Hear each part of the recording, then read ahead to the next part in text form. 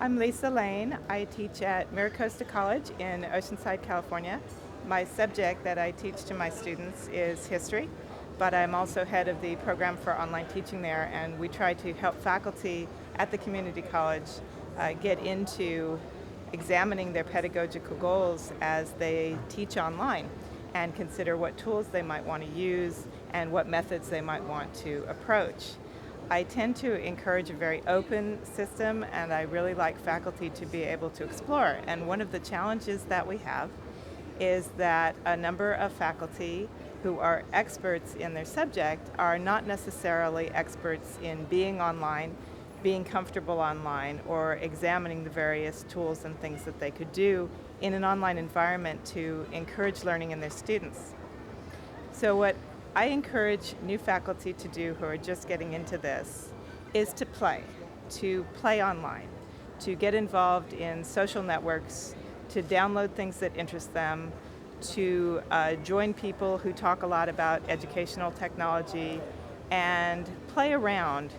Some of them like to do this in a personal way, talking about their family or meeting up with friends online.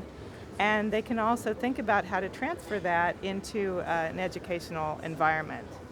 There's sort of a misconception that younger students in college are very technologically savvy, that they have a deep understanding of how to use technology for learning, but really this isn't the case. And a lot of faculty are unnecessarily intimidated, I think, by that perception. Young people today know how to use their cell phone to keep in touch with each other. They may use Facebook or MySpace to talk to each other. They use it for social purposes, but relatively few of them are skilled in using those things for educational purposes. So for faculty to enter this themselves, get online, get comfortable with the space that our students may already be comfortable with for social communications, and to be able to transfer that into education, be able to transfer that into a way to teach online and have students learn online is very important.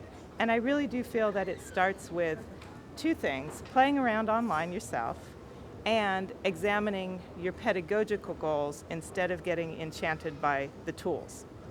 Once faculty get into the online environment and start playing, there is a tendency, and I did it myself, so I know, to get enchanted with all the various ways, particularly with the interactive web today, that you can communicate and can create learning experiences. There's a little bit of a feeling of excitement and overload at the same time.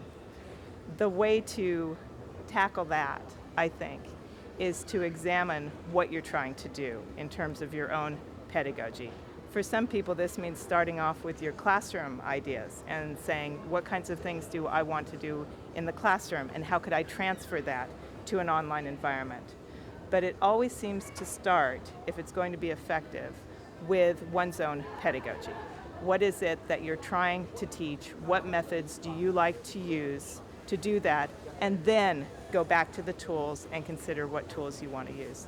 So these two approaches, I think, playing online and keeping the pedagogy primary, keeping it first, your goals first, and then the tools, that pattern I find to be very successful in getting new faculty who aren't that familiar with the technology into teaching effectively online.